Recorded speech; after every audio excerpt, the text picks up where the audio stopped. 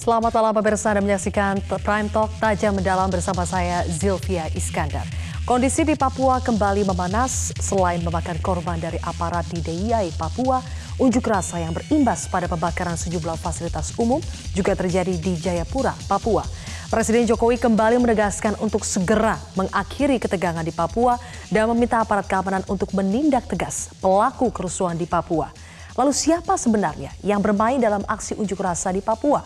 Dan apa solusi terbaik untuk mengakhiri ketegangan di Papua? Sebelum memulai perbincangan hari ini, kita simak terlebih dahulu pernyataan Presiden Jokowi menanggapi unjuk rasa Papua berikut ini. Saya minta masyarakat juga tenang, tidak melakukan tindakan-tindakan yang anarkis, karena kita semuanya akan rugi apabila ada fasilitas-fasilitas umum, fasilitas-fasilitas publik, fasilitas-fasilitas masyarakat yang kita bangun bersama menjadi rusak atau dirusak. Saya juga telah memerintahkan, sebetulnya tadi malam sudah saya perintahkan kepada Menko Polhukam pada saat rapat di Istana bersama Kapolri, Kabin, dan Menko dan Panglima TNI untuk mengambil tindakan tegas terhadap siapapun yang melanggar hukum dan pelaku tindakan anarkis serta rasialis. Saya perlu saya sampaikan juga bahwa saya, pemerintah, akan terus berkomitmen untuk memajukan Papua, baik di bidang fisik maupun SDM, agar kita semuanya, utamanya khususnya mama-mama, pace, mace, anak-anak Papua semuanya bisa lebih maju dan lebih sejahtera. Dan mari kita semuanya menjaga agar tanah Papua tetap menjadi sebuah wilayah yang damai, tanah yang damai. Dan saya mengajak kepada semua ketua dan tokoh-tokoh adat, ketua dan tokoh-tokoh agama, kaum muda Papua, untuk mewujudkan Papua yang maju dan tetap damai. Pemirsa, untuk membahasnya sudah bersama saya di studio adalah juru bicara dari Badan Intelijen Negara atau BIN, Wawan Purwanto, dan nanti akan bergabung bersama saya di sini adalah Samuel Tabuni, tokoh muda Papua yang masih kami nantikan kehadirannya. Pak Wawan, selamat malam. Selamat malam, Mbak. Pak Wawan, Papua kembali berjolak. Apa analisa BIN terkait dengan penyebabnya? Ya, ini memang merupakan rangkaian yang tidak terpisahkan dari kejadian sebelumnya ya, dari Jawa Timur. Memang ada yang memanfaatkan situasi untuk terus memprovokasi dengan berbagai cuitan serta juga dorongan untuk berbuat anarkis, dan mereka juga tidak segan-segan melakukan langkah-langkah yang berbahaya, baik itu perusakan maupun juga penyerangan terhadap aparat keamanan, di mana aparat keamanan ini memang sebelumnya diinstruksikan untuk tidak membawa senjata ya, yang makanya dalam kondisi yang terakhir seperti ini memang kita lebih memprihatinkan lagi. Dalam ini tentu akan dievaluasi lah ya. Pak Wawan, kalau dilihat dari polanya, betulkah unjuk rasa atau aksi massa yang terjadi di Papua pada pekan lalu dibandingkan dengan yang terjadi kemarin ini berbeda? Seperti kalau yang pertama itu lebih kepada aksi damai untuk menyuarakan aspirasi, tetapi yang kedua ini sifatnya lebih destruktif. Ya, memang lebih destruktif dan menyerang aparat. Padahal aparat itu hanya menjaga dan tidak lantas memberikan suatu tindakan represif, kan tidak. Karena memang sesuai dengan instruksinya kita ingin menjaga sebuah kedamaian, dan demonstrasi sebetulnya tidak dilarang. Tapi yang dilarang adalah tindakan anarkis itu, karena ini sudah menyangkut pidana. Dan orang-orangnya pun sudah di dalam proses pengejaran, dan tentu saja mereka tidak bisa lepas dari tanggung jawab secara hukum untuk ditindaklanjuti. Jadi sudah dipetakan pelaku-pelakunya atau kelompok mana saja yang bermain dalam peristiwa ini? Kita tunggu dari hasil penyelidikan dan investigasi lanjutan. Tentu ada ya sejumlah pihak yang harus bertanggung jawab terhadap ini, dan ini masih terus berproses. Saya kira tidak terlalu lama, sebab ini sudah menjadi perintah dari Presiden untuk berikan suatu tindakan bagi upaya-upaya yang destruktif seperti ini. Dan kita ingin memberikan suatu contoh dan teladan kepada adik-adik kita, generasi muda, bahwa masalah itu tidak selesai hanya dengan sebuah fenomena kekerasan dan tidak lanjut perusakan. Karena selain merugikan secara sistemik apa yang menjadi sarana dalam prasarana wilayah, justru dampaknya ini kan juga dampak ikutannya mesti pihak ketiga itu biasanya memanfaatkan itu. Pihak ketiga. Jadi menurut temuan dari BIN, apakah aksi-aksi perusakan itu memang dimotori atau didorong oleh kelompok yang berbeda? Ini berbeda dengan massa yang ingin melakukan unjuk rasa damai, dalam arti memang peristiwa yang terjadi di Papua kemarin itu ditunggangi oleh kelompok tertentu? Memang ada yang bermain di situ ya, dan ini kan tidak bisa dibuka ya, nanti disampaikannya kan tidak di dalam forum seperti ini. Tapi terus dilakukan verifikasi dan investigasi lanjutan untuk ditindaklanjuti termasuk dalam proses-proses hukum.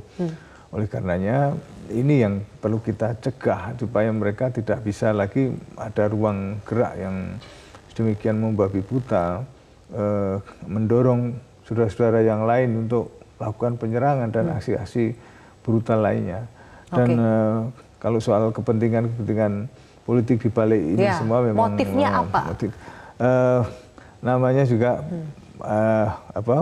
merusak, pasti ada sesuatu di balik ini, dan inilah yang terus kita lakukan investigasi, dan insya Allah dalam waktu tidak terlalu lama pasti nanti pihak kepolisian lah yang akan mengungkap dari sisi-sisi kriminal itu. Dan dari sisi intelijen kan kita lebih ditujukan kepada Litpam dan Kal dari pendidikan, pengamanan dan penggalangan. Penggalangan ini kepada upaya menenangkan situasi. Nah, baik. Selanjutnya kita akan lebih berbicara kepada upaya untuk menenangkan situasi seperti apa saja analisa dari BIN yang bisa membantu pemerintah untuk mencegah konflik yang berkepanjangan seperti apa untuk lebih menenangkan situasi. Tapi kita harus sudah terlebih dahulu, Pak Wawan. Kami masih akan kembali sesaat lagi, pemirsa. Pemirsa, sudah bergabung bersama saya di sini ada Samuel Tabuni, tokoh muda Papua yang tadi ikut bertemu dengan Menko Polhukam Wiranto. Bang Samuel, selamat malam. Malam. Tadi ada bersama dengan tokoh Papua lainnya, bersama dengan Menko Polhukam bertemu. Apa kesimpulan yang didapatkan dari pertemuan tersebut? Ya, kesimpulannya itu tidak komprehensif ya, tapi lebih pada situasi sekarang yang panas ini direda dulu. Lalu nanti ada pembicaraan selanjutnya melibatkan semua stakeholders di Papua, sehingga semua itu bisa memberi pandangan-pandangan terkait dengan semua isu yang selama ini terjadi. Tidak hanya isu rasisme, tidak hanya kesenjangan pembangunan, tapi juga mesti harus direview kembali proses proses integrasi yang hari ini dipersoalkan, ini harus diselesaikan. Itu dasar daripada hari ini Papua menjadi unstable province. Itu selamanya nggak akan selesai, karena jelas bahwa Aceh itu sudah selesai dengan satu kesepakatan internasional, dan kelompok yang melakukan movement itu mampu dilakukan dialog dan selesai. Beda dengan Papua. Papua, kelompok OPM itu tidak pernah dilibatkan dalam dialog apapun. Inilah masalah dasarnya. Kalau kita lihat fokus penanganan yang harus diprioritaskan saat ini, Bang Semi. Penanganan tadi kan dikatakan bahwa sepakat untuk mengakhiri ketegangan. Dengan cara apa untuk terdekat ini prioritasnya? Prioritasnya adalah Pak Gubernur, kedua Gubernur, DPR, MRP, kedua provinsi, dan gereja, tokoh pemuda dan adat, mesti harus duduk bersama. Lalu nanti Tuhan itu akan memberi hikmat. Ya. Hari ini kan kita ini belum pernah duduk. Gubernur Papua Barat mungkin sudah via telepon, tapi duduk bersama ini belum. MRP Papua Barat belum pernah duduk bersama. Tokoh gereja belum pernah duduk bersama. Baik. Ya, karena ini sulit. Pusat membantu kalau orang Papua sendiri itu dalam lembaga-lembaga pemerintah itu belum bersatu. Oke, jadi menurut Anda memang dialog antara kepala daerah dengan tokoh-tokoh agama ada di sana ini harus segera terjadi dalam waktu dekat? Harus segera. Oke. Supaya grassroots itu bisa merasa bahwa masalah mereka itu sedang dibicarakan. Baik, oke. Pak Wawan, ketika tadi Anda mengatakan pemerintah, sebaiknya pemerintah ini dengan cara apa menghadapi, kalau tadi dikatakan ada kelompok-kelompok tertentu yang ingin menunggangi, seperti apa pemerintah harusnya menghadapi kelompok-kelompok ini? Ya, kita pendekatan terus ya dilakukan, ya, operasi penggalangan terus dilakukan, baik kepada teman-teman yang berseberangan maupun juga teman-teman yang memang sudah dalam konsepsi NKRI, karena pada dasarnya komunikasi yang baik akan menghindarkan terjadinya miskomunikasi. Termasuk juga teman-teman yang di luar negeri yang selama ini melakukan pergerakan-pergerakan di sana, juga kita coba terus dekati dan hubungi, karena kita ingin penyelesaian secara menyeluruh. Bang Semi tadi mengatakan bahwa ini tidak bisa parsial, ya. Jadi kita menyeluruh, semua pihak kita ajak dialog, dan intinya adalah bagaimana ke depan kita tidak lagi melihat ke belakang. Ke belakang oke, sebagai sebuah pembelajaran berharga bagaimana, tapi next itu whatever yang akan kita lakukan di situ. Apalagi kita melihat teriakan-teriakan dan keinginan untuk kesejahteraan, keinginan untuk ada suatu peningkatan dengan tidak ketertinggal dari provinsi lain. Saya melihat pemerintahan Presiden Jokowi luar biasa, ini punya perencanaan yang ke depan ini yang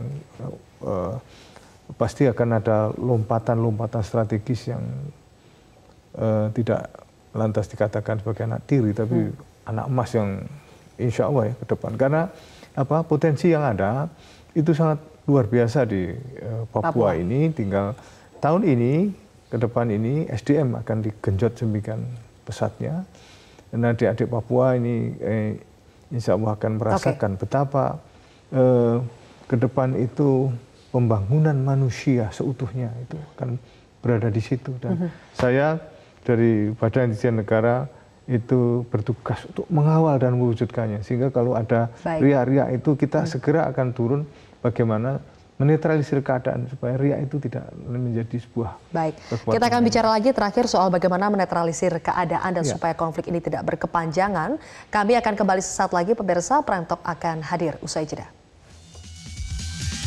Lanjutkan kembali pemirsa, tadi Pak Wiranto menyatakan bahwa pemerintah akan terus membangun pemikiran-pemikiran yang baru dan juga mengoreksi hal-hal yang kurang tepat atau salah yang selama ini terjadi.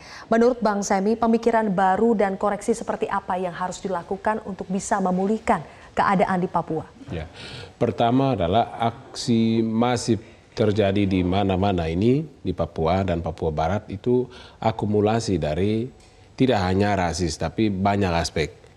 Seperti contoh, dalam Undang-Undang Otsus itu banyak perdasus yang tidak ada legal standingnya untuk melakukan pembangunan di dua provinsi itu. Dan dampaknya itu salah satu contoh, selama 50 tahun Papua menjadi provinsi di Indonesia sejak 69, itu ada beberapa kabupaten di Papua, itu orang Papua minoritas, seperti Kerom, Jayapura, kota dan Kabupaten Jayapura. Terus ada beberapa kabupaten seperti Merauke. Ini negara tidak hadir untuk memproteksi hak politik orang asli Papua. Ini dalam rangka Otsus loh. Itu salah satu kemarahan menurut saya. Ketika tadi Pak Wawan mengatakan, Bang Semi, pemerintah sebetulnya sudah berupaya untuk bagaimana menggenjot pembangunan yang ada di Papua, tidak hanya infrastruktur tapi sumber daya manusianya. Tetapi kalau kita lihat di tengah upaya ini, ada riak-riak yang saat ini sedang terjadi. Ya, saya pikir solusi untuk Papua lebih baik itu apakah dia tetap dalam negara kesatuan atau mau menjadi bangsa, mesti harus duduk bersama. Intinya itu kan ya, duduk contohnya, bersama dulu. Baik. Kenapa negara China bisa melakukan pendekatan yang berbeda dengan Hong Kong. Lalu kenapa Kanada bisa melakukan pendekatan yang spesial dengan Quebec. Nah, ini contoh-contoh yang bisa kita adopsi untuk bangun Papua. Baik, Bang Sembi, sekarang Bapak Wawan juga kita sambil melihat bagaimana sedang digelar rapat antara Presiden Joko Widodo dan juga tadi kita lihat ada Menko Polhukam untuk membicarakan kondisi terkini di Papua. Dan pemirsa, informasi tadi juga sekaligus menutup perjumpaan kita di Prime Talk kali ini. Terima kasih Pak Wawan dan juga Bang Sembi atas kebersamaan kita. Mudah-mudahan penyelesaian persoalan yang terjadi di Papua bisa segera diambil langkah-langkah yang paling tepat. Saya Zilvia Iskandar pamit undur diri. Terima kasih telah menyaksikan Prime Talk.